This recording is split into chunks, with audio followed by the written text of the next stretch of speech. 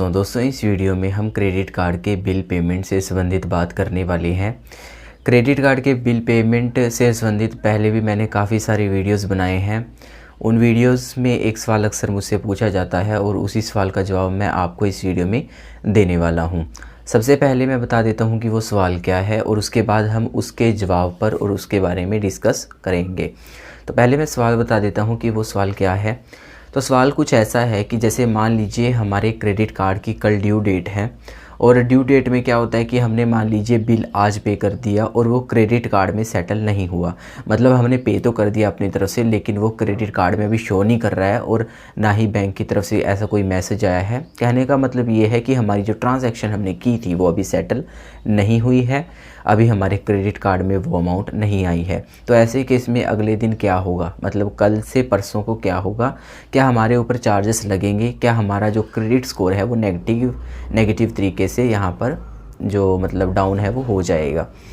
तो पहले तो मैं आपको बता दूं कि क्रेडिट कार्ड की जब भी आप रीपेमेंट करते हैं वो एटलीस्ट 4 दिन के पहले कीजिएगा, ताकि इसमें कोई दिक्कत आपको देखने को ना मिले। लेकिन मान लीजिए आपने ऐसा कर भी दिया कि कल आपकी ड्यू डेट है और आपने आज रीपेमेंट कर दी, तब ऐसे केस में क्या होगा।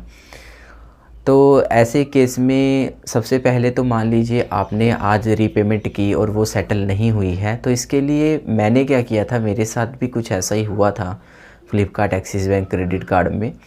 तो जैसे मेरी ड्यू डेट थी कल और मैंने आज पे कर दी, लेकिन वो सेटल नहीं हुई थी।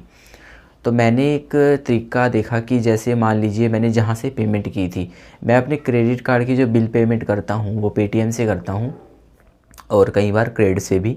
तो मैंने क्या किया था कि जैसे मैंने पेटीएम से की थी तो वहाँ पर वो ट्रांजैक्शन अभी डन नहीं हुई थी। अब मैं क्रेडिट में गया, उसके बाद मैंने 1 रुपया अपने क्रेडिट कार्ड में जो ट्रांजैक्शन है मतलब अपने क्रेडिट कार्ड में पेमेंट करके देखा, तो वहाँ से जो इंस्टेंट सेटलमेंट है वो हो रही थी। लेकिन इसके बाद मैंने मोबीक्विक में जाकर भी चेक किया, वहाँ से भी इंस्टेंट सेटलमेंट हो रही थी। उसके बाद मैंने चेक से भी पेमेंट करके देखी 1-2 रुपये की, तो वहाँ से इंस्टेंट सेटलमेंट फ़िलहाल नहीं हो रही थी।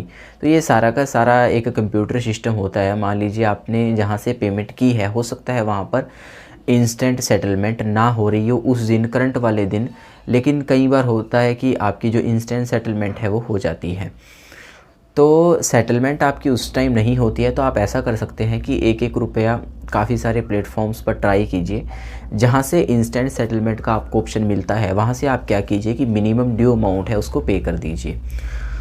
इससे क्या होता है कि जैसे आपकी कल ड्यू डेट है और आपकी जो पुरानी वाली ट्रांजैक्शन है जो आपने फुल की थी वो अभी मान लीजिए टर्न नहीं हुई है, तो इस केस में क्या होगा कि एटलीस्ट मिनिमम पे करने से आपका जो क्रेडिट स्कोर है वो नेगेटिव तरीके से डाउन नहीं होगा। मतलब आपके क्रेडिट स्कोर पर एटलीस्ट कोई भी फ़र्क नहीं पड़ेगा जब आप उसकी मिनिमम पेमेंट कर देंगे।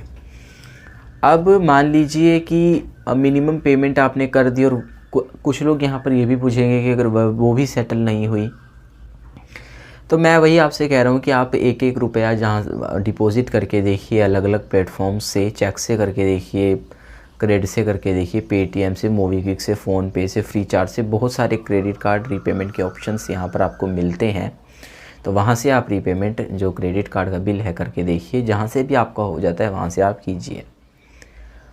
अब जो एक बेस्ट तरीका है कि जब आप मान लीजिए इन सारे प्लेटफॉर्म्स से आपका नहीं हो रहा है कहीं भी इंस्टेंट सेटलमेंट, तो इसके लिए एक जो बेस्ट तरीका है जहाँ से मेरे ख्याल से आपको बिल पेमेंट करनी चाहिए, लेकिन वहाँ पर कोई कैशबैक वगैरह आपको नहीं मिलेगा बिल पेमेंट करने पर, तो वो तरीका है कि आप जिस बैंक का क्रेडिट कार्ड यूज़ करते हैं उसकी नेट बैंकिंग अगर आप यूज़ करते हैं, आपके पास उसका अकाउंट है, तो वहाँ से आप कीजिए। वहाँ से तो इंस्टेंट सेटलमेंट हो जाती है। जैसे मेरे पास कोटक महिंद्रा बैंक का क्रेडिट कार्ड है और कोटक महिंद्रा बैंक के क्रेडिट कार्ड में जब मैं रीपेमेंट करता हूँ तो मैं कोटक बैंक की जो मोबाइल एप्लीकेशन है वहाँ से अगर रीपेमेंट करता हूँ तो इंस्टेंट सेटलमेंट हो जाती है। कोई 1% की भी दिक्कत कभी भी मुझे आज तक नहीं हुई है। तो आप उसकी मोबाइल एप्लीकेशन या तो फिर नेट बैंकिंग का यूज़ करके जो मिनिमम ड्यू है वो पे कर सकते हैं। मिनिमम ड्यू पे करने का मतलब सिर्फ इतना ही है कि एटलीस्ट आपका जो क्रेडिट स्कोर है वो नेगेटिव तरीके से इम्पैक्ट नहीं हो। लेकिन मान लीजिए कुछ भी आपका नहीं हो रहा है, तो ऐसे केस में क्या होगा, हमारा क्रेडिट स्कोर नेगेटिव तरीके से इम्पैक्ट करेगा या नहीं करेगा। तो ऐसे केस में क्या होगा, देखिए कि जैसे कल आपकी ड्यू डेट है, परसों को क्या होगा कि आप आपके ऊपर चार्जेस लग सकते हैं, क्योंकि देखिए क्रेडिट कार्ड में अभी वो पेमेंट नहीं आई है जो भी आपने जितने भी पे की थी, तो जाहिर सी बात है इसका मतलब यह है कि बैंक को वो पेमेंट अभी नहीं मिली है। तो जहाँ से आपकी ड्यू डेट चली गई वहाँ से आपके ऊपर चार्जेस लग सकते हैं। इस बात के काफ़ी ज़्यादा जो चांसेस है, क्योंकि बैंक भी आपको सबको पता ही है कि चार्जेस लेने के लिए तैयार ही बैठा रहता है, तो आप अपनी तरफ से बिल्कुल अवेयर रहना चाहिए आपको।